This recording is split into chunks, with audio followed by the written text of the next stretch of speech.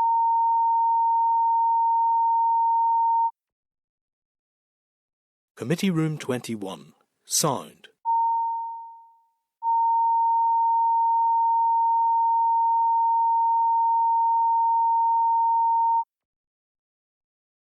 Committee Room 21. Sound.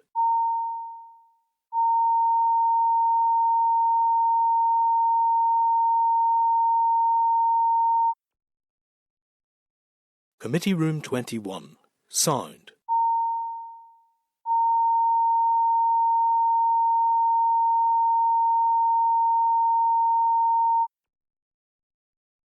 Committee Room 21. Sound.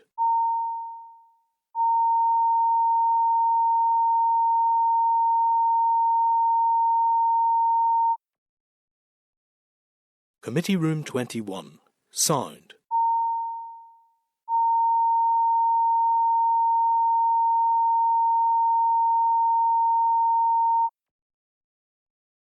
Committee Room 21.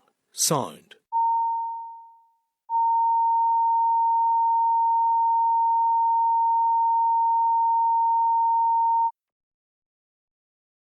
Committee Room 21.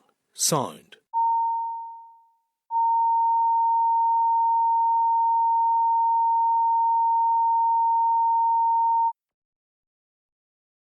Committee Room 21.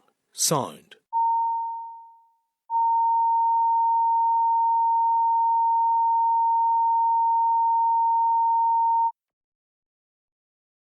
Committee Room 21. Sound.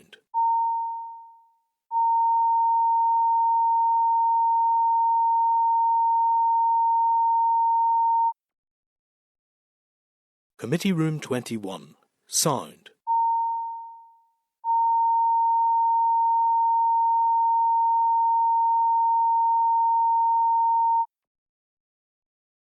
Committee Room 21. Sound.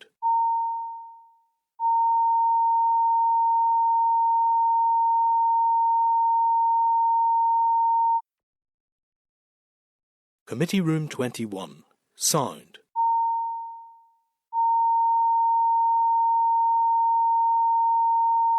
Sound. Committee Room 21.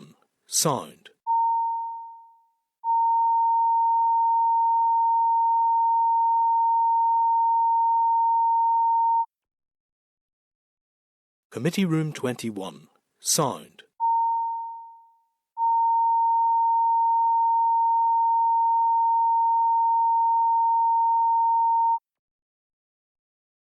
Committee Room 21. Sound.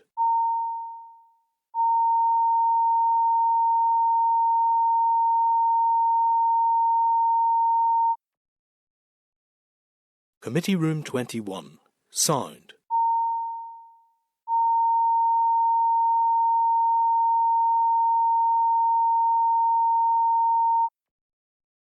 Okay, thank you so much.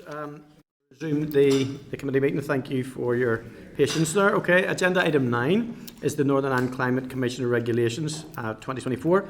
Members, I refer you to the memo from the clerk to the committee for the Executive Office dated the 24th of October, pages 228 to 239 of your pack, regarding the SL1 for the Northern Ireland Climate Commissioner Regulations 24, which are subject to the draft affirmative resolution procedure. And the TEO committee agreed to seek the views of this committee on the SL1. I would highlight to you the memo from our clerk at pages 18 to 21 of the table papers, which highlights the considerations of the previous committee on the NICC. There is no precedent for establishing a body such as this by regulation. However, it is feasible to do so, as the statutory rule is in line with Section 50 of the Climate Change Act, in that it will allow for the TEO to establish an independent office to be known as the Northern Ireland Climate Commissioner, the NICC, as I referred to before. It seems that there are some administrative omissions in the Act and operational omissions which officials would need to rectify via amendments to primary legislation prior to establishing the NICC. The NICC is to have the following functions: oversee and report on the exercise of functions of NI departments under the Act, provide advice and make recommendations to NI departments on the operation of that Act, undertake or commission research concerning the operations of the Act, monitor the implementation of climate action plans and sectoral policies, and then to publish reports, advice, recommendations and other relevant information relating to the operation of that Act. Members, the placement of the NICC within TEO is to ensure that there is independence between the departments responsible for delivering the actions of the Act and the NICC, also to allow for a level of strategic leadership. Members, the Executive Office has had engagement with stakeholders regarding these regulations. It would normally be standard practice to take forward a public consultation when setting up a new body. However, the primary legislation was debated in the Assembly and has already passed, so there is no opportunity for a specific public consultation on the NICC, and no matters can be introduced which are not already allowed for within the Act. The final regulations will incorporate any suggested changes from the Climate Change Committee, who must be consulted according to Section 56 of the Act. So members, have you any comments on this draft SR to send to the TEO committee, or are you content that the scope and functions of the NICC was sufficiently explored by the previous committee and during the Assembly debates? It seems like an awful long time ago we had those debates, I have to say. But it certainly seems to me that it would be a positive move. I, on a very high level, welcome the fact that it would sit within TEO to protect that independence. Yep, thank you, Pansy. Okay, Michelle? Just curious as to what options do we have with regards to this, because obviously it's a new committee, and it's quite difficult probably for us to make comment on it, given the fact that we didn't go through the legislation. I mean, is there an opportunity to have a briefing on it, or is that something that we wouldn't necessarily need to do because it's now within the remit of TEO? Yeah. The other committee. I think it certainly sits with the other committee, but I mean, we could, I suppose, liaise with the other committee in regard to that and seek specific updates. And if then we felt, based on that there was anything substantive or substantial to us in our remit, we could certainly seek it. I'm not necessarily against it, I have to say. They've contacted us, I suppose, in the first place. So, and some of it is obviously has been debated previously. The emissions, I suppose, that we went over there will be of concern to all of us probably in the Assembly anyway, just to see how that's picked up in the creation of the body. Are you content to be liaised with the TEO committee in the first instance, Michelle, or would you prefer a briefing? I'm just curious to how we can comment on it whenever we haven't been briefed. Yeah. Any other members? Any sort of comments before we? Listen, it was agreed in the Act, but I also, it would be good to keep up to speed. That's because it's unprecedented. It's probably good to keep up to speed as to how they're planning to progress and how we can get it input into it. Mm-hmm. Yeah, fair enough. Yeah, well, we'll seek further update from TEO as that progresses, if that's okay. Yeah. Mm-hmm. Okay. Thank you so much. Okay. Agenda item 10, departmental written briefing update on work to establish a Just Transition Commission and notification of launch of the public consultation. So members, I refer you to the following papers, 23 to 94 in your table papers regarding a written update on the progress of establishing that Just Transition Commission. The Clerk's memo at page 23 to 25 of the table papers. There's a departmental written briefing at pages 26 to 30 of the table papers and a consultation document at pages 31 to 94 of the table papers. And the Clerk's memo summarises the current position on establishing the Just Transition Commission and the public consultation. The Department offers a further briefing to the committee after the consultation closes and after they've analysed the responses, and then it will seek the committee's approval for the final draft regulations in due course. Do you have any comments at this stage?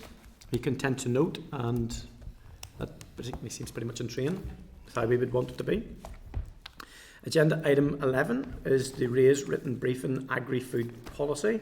Members, I refer you to the paper we commissioned from RAISE as another area of focus and topics following the strategic planning meeting in April regarding agri-food policy, and that's at pages 242 to 281 of your pack. We did not have space in today's agenda for Mark to present this paper. However, we can rectify that in the coming weeks if members wish to discuss the matters further with him.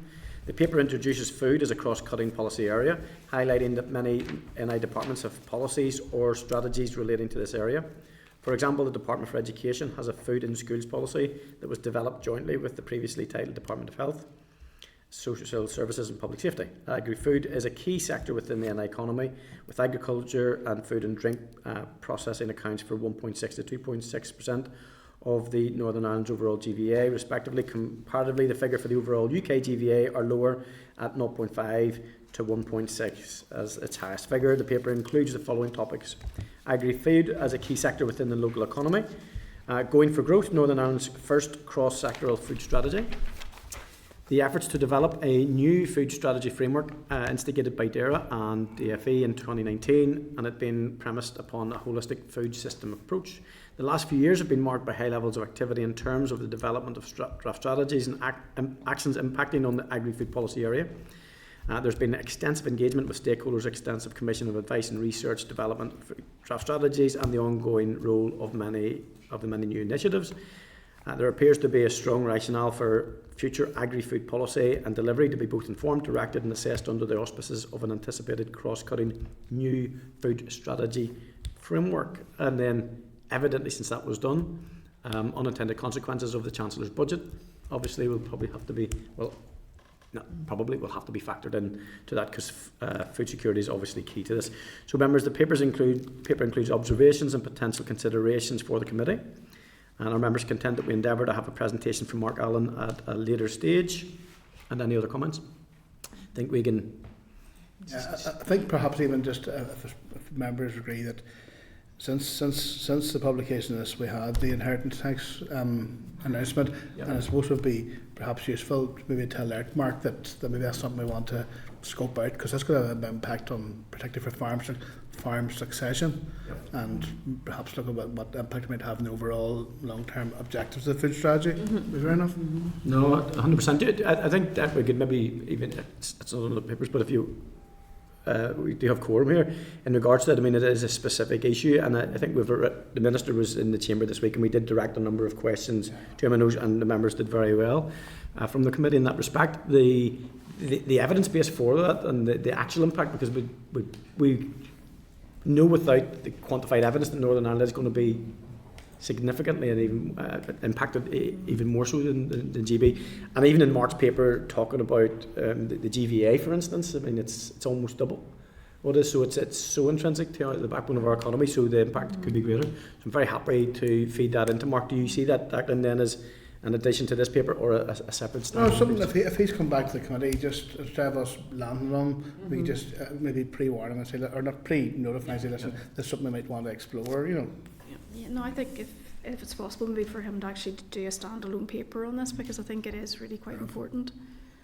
Fair enough, yeah. Just for a broader understanding, but even just to get a sense of what the implications of it will be then for Northern Ireland farmers. Well, I think you can see in the mainstream media that there are those that are pitching in a different sense, and it's, I mean, everything is scrutiny is what we're about, and we need to ensure that we're batting from a very firm basis. So I quite like the thought of a standalone piece, particularly in around the agricultural property relief. Is that okay? Yeah. So we'll task Mark with that, if members are agreed. Yep. Thank you. Yes, John. Yeah, thank you. No issue at all with what's been raised there. Totally in agreement in relation to getting the paper or presentation on this. Could I flag, I'm hoping that members will agree, that if we're going to look at any funding related to inheritance tax changes, we probably should tie in with that then the issue of non-ring-fenced funding. I raised it, some people may know, with the Finance Minister the other day, but it is at least as big an issue, possibly a bigger issue, that non-ring-fence funding and the security around that is also going to be very impactful. So would it be possible that any briefing or paper would include reference to that? Absolutely, John. I'm content if you are mindful of the budgetary implications and taking each strand. We called it a triple whammy this week, I think. Maybe there was reference to each of Michelle. You wanted to? No, I think that's a really important issue, but I think if we could separate those two so that they're not conflated. Mm-hmm. Yeah. So if you're minded, then we'll be asking Mark for a paper on reflection in terms of the announcement by the Chancellor in the budget. There's obviously there's a total impact, but there is obviously because farmers are all different and individual. There will be significant impacts on different aspects of the Chancellor's announcements. So if would that be enough information? Impact really of it on food security, really. And food security, I suppose, is in line with the paper that was initially done, but I think what maybe the committee is looking for is the wider impact on the overall impact. William? Yeah, I think the union tells us that 30 of all farms will be affected. 30% of farms, Northern Ireland will be affected. Yes, which is significantly more than the... And the main, they're the large farms, because it could have a big impact on food security. Okay. Yeah, we do know we're waiting for the department to publish this new food strategy framework, so I would imagine that some of these issues they will now have to be feeding into re-looked at by the department. Yeah. Okay. Thank you, members. That was more than useful. Okay. Chair, sorry, what was it on the non-ring fence funding? So what was it you were? So I think the title of it'll be on the announcements within the budget, which affect farm and agriculture. Also, Chair, Michelle raised this. She prefers these to be held separately. I'm not going to disagree with that. Maybe separately we could look at the non-ring fence funding, or we could relate that to issues as they arise. Mm-hmm. Yes, Chair, just that would go through a separate research team anyway, who do more of the finance scrutiny. So okay. Thanks. Yeah. Okay. We'll finesse that out then, guys. Okay. Agenda item 12 is correspondence. At 12.1 members, at pages 284 to 285 of the pack is the correspondence memo. 12.2 members, I refer you to an email dated the 23rd of October, and it's in the packet, pages 286, from an individual regarding a BBC News article on the lack of prosecution for the killing of raptors and in general killing of wildlife and token penalties for polluting rivers and Loch Ness, which the previous group did allude to. Are you content to forward this correspondence to the department and ask for a response to the matters that have been raised? And then the chair will check with the individual to see if it's okay to forward this letter as well, if that's okay. Okay, 12.3, 4 and 5 members refer your correspondence to correspondence that's dated the 23rd, 28th and 1st of October at pages 286, 294 of the pack regarding incidents of foul odours in the Lenadoon and Dunglow areas. We discussed this previously and asked the individual for additional information, which we have now received, which is at pages 290, 291 of your pack. And I know we have to be cautious with individual complaints, however.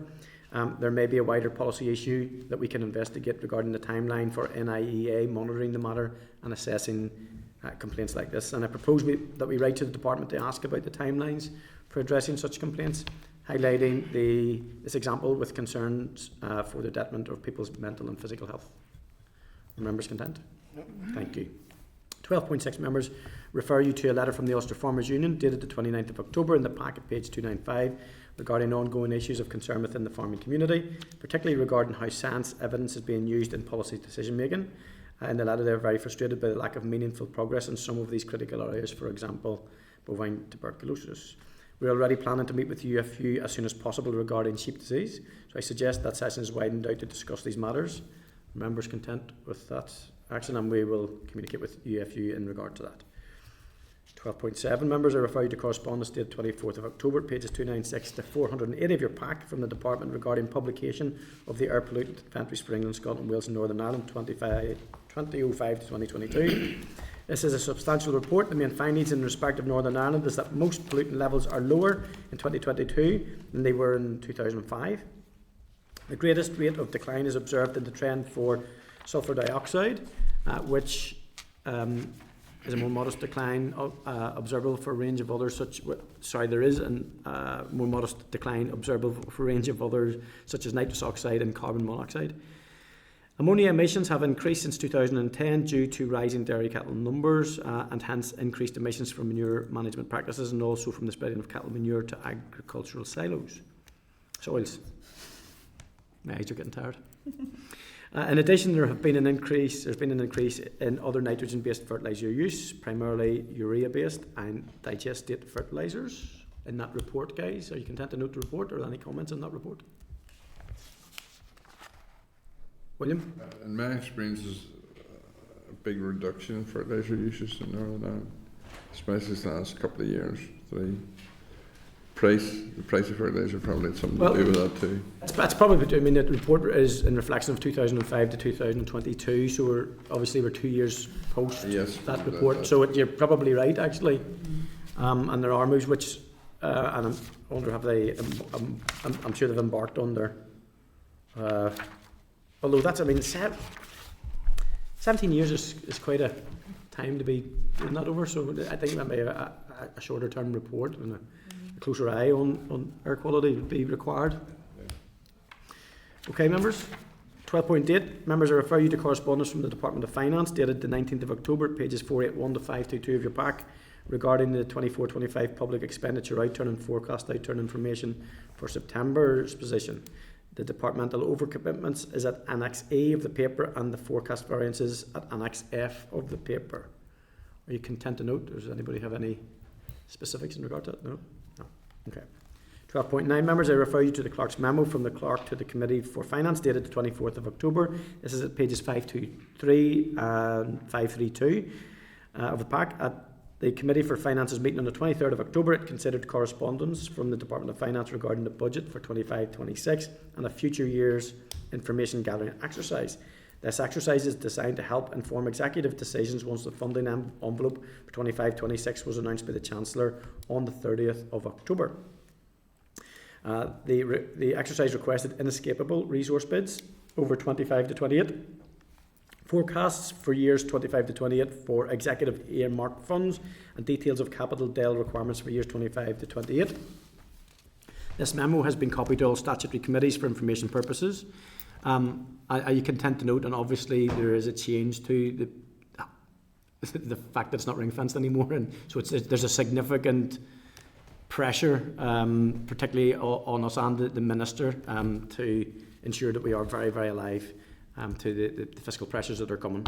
I know they cooked it up and made it look like a big amount of money, but when you separated it out, it maybe wasn't. Okay. Members, I refer you to correspondence dated 24th of October, pages 533 of the pack, from Mr Jim Allister MP for North Antrim regarding Cranswick Country Foods Ballymena, who wished to brief the committee, particularly regarding further investment over the next 5 years, which could be at risk due to the present planning and environmental regulations. Members, are you content to add this company to our forward work plan? And I'm going to suggest that maybe Declan and I could potentially meet with them initially, if that's something we could maybe do if the committee are content with.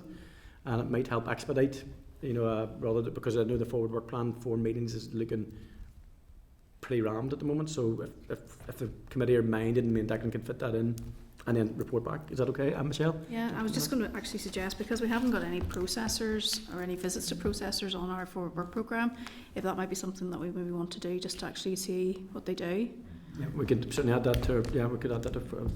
I would quite enjoy that. From my butchering days, I was in Cookstown at one stage to declare an interest. Yes, I was in Cookstown, and be interested to see how things have moved on since I was a young scallywag. Yep, we good? Yeah. Okay, thank you. We'll put that on our forward plan. Thank you, Michelle. 12.11. Members, I refer you to a memo from the Clerk to the Committee for Infrastructure dated 25th of October, pages 534 to 537 of your pack. This is regarding zero emission vehicles and fleet management within DFI's fleet. The Infrastructure Committee agreed to forward the Minister's correspondence to all statutory committees for information and suggest that other committees may wish to engage with their respective departments on the uptake of electric zero emission vehicles across their fleets. I propose we write to the department to ask for details of how it will be working towards this target regarding their vehicles fleet. Okay. Thank you, members. 12.12. Members, I refer you to the 25th report of the Examiner of Statutory Rules, pages 538 to 545 of your pack, and the 26th report of the Examiner for Statutory Rules, starting at page 97 of the table papers. There are no SRs related to DAERA in either report. Yay! Moment of celebration. Are you content to note? Okay. 12.13. I refer you to correspondence dated 25th of October, page 546 to 540 of your pack, from the Clerk to the PAC Public Accounts Committee regarding a review of primacy over the Northern Ireland Audit Office reports published up to 22nd of October 24. PAC has agreed to release 6 reports, including the public body's response to misrepresented soil analysis. Members, we did seek some further information on this report from DAERA, who gave us as much information as they could at the time. Is there anything further scrutiny that you wish to undertake in connection with this matter at this point. Are you content to note it and await further updates and information on this report from PIC? Yep. Okay. 12.14 members, I refer you to correspondence pages 549 to 552 of the pack. The Investment Strategy Northern Ireland Delivery Tracking DTS Investing Activity Report for DAERA dated 27th October. This report is a summary of the projects and investing activities which have been entered on the DTS by the NICS departments and their agencies. I think that comes through as an email to most of us anyway. You content to note? Yep. 12.15 members, I refer you to the correspondence dated the 29th of October in the packet, pages 553 to 663 from the Office for Environmental Protection, their annual report and accounts for 23-24 for the year from the 1st of April to 31st of March 24. It's quite a substantial report, as you will have noted. I'm going to say that you can read that at your leisure. Members, the OEP has already published an October report called Drivers and Pressures on Biodiversity, and we're expecting 2 more on bathing waters at the end of November and on protected sites. I think the Minister for Communities likes the bathing waters ones. He's often spotted off the coast of Larne for a cold water dip. Members, are you content to note that the annual report and accounts and suggest we organise a formal briefing in the new year from the OEP? And I'm having an introductory meeting with them on Monday to get my own head around the full remit and operations. Wish me well. Thank you. 12.16 members, I refer you to correspondence from Open Strategic Communications dated the 31st of October in the packet, pages 664 to 666. Who did that? 666. The number of the beast. Regarding an invitation from Nicola Crothers, the spokesperson for Keep Recycling Local, to tour Envis Recycling Centre at Toonbridge. Are you content to add this invite to our list of potential visits? Yeah. Which is certainly stacking up, even more so. We'll maybe do it all on one day. We'll just do a big weekend. A weekend, yeah. Sounds good. 12.17 members, I refer you to correspondence dated 31st of October in the packet, pages 667 to 668 from Open Strategic Communications regarding a press release issued on behalf of Firmus Energy regarding the sale of its gas supply business to the UNO Group. They have stated that this will be a seamless transition, that customers will not need to take any action. Anybody, any conflicts of interest? You get your gas from Firmus at the moment? Moving to UNO? No, they are. Members, I refer you to correspondence from the Department, a copy of the report Statistical Review of Northern Ireland Agriculture 23 at pages 669 to 775 of the pack. Are you content to note? Members, 2.19. I refer you to correspondence dated the 1st of November from the CEO of Loughney Fishermen's Cooperative at page 776 of the pack regarding an opportunity to visit their headquarters in Toom.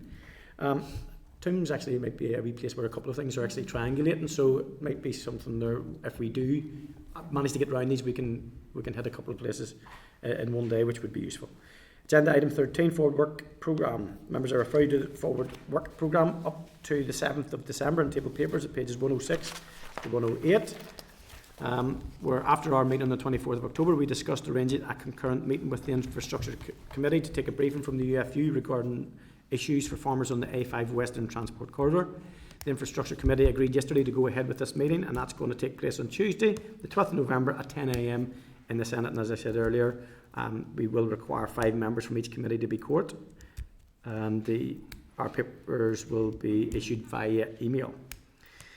Just to remind you that we also have an additional committee meeting on Tuesday the 19th in room 29 at 10 a.m. This is to deal with committee business prior to our meeting in Loughry College on the 21st, as we will need all our time there to hear from the rural groups and to have a tour of the campus. Are you content to note? Chair, can I just ask, the meeting on Tuesday coming with UFU, that's just on the A5, Yep. it's not the other things about Nope. DB and that? Okay. Yep, it is. Okay, agenda item 14. Members, any other business? No. One yet? No. Okay. Agenda item 15, date and time for the next meeting. Members, as discussed, we will have an additional single item agenda concurrent committee meeting with the Infrastructure Committee Tuesday, 12th November at 10 a.m. in the Senate Chamber. And our next committee meeting is on Thursday, the 14th of November in Parliament Buildings at 10 a.m.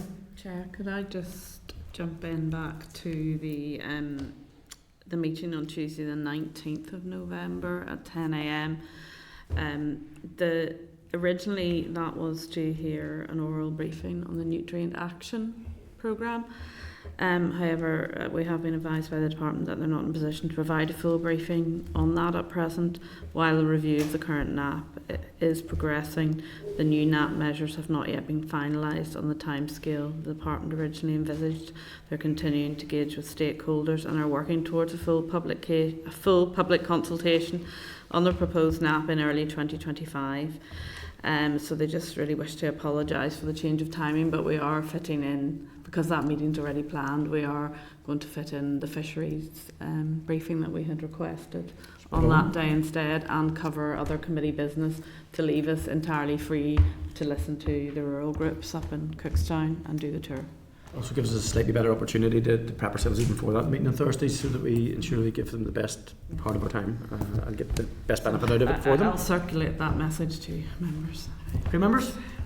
Okay, meeting adjourned. Thank you. Yes. Committee Room 21. Sound.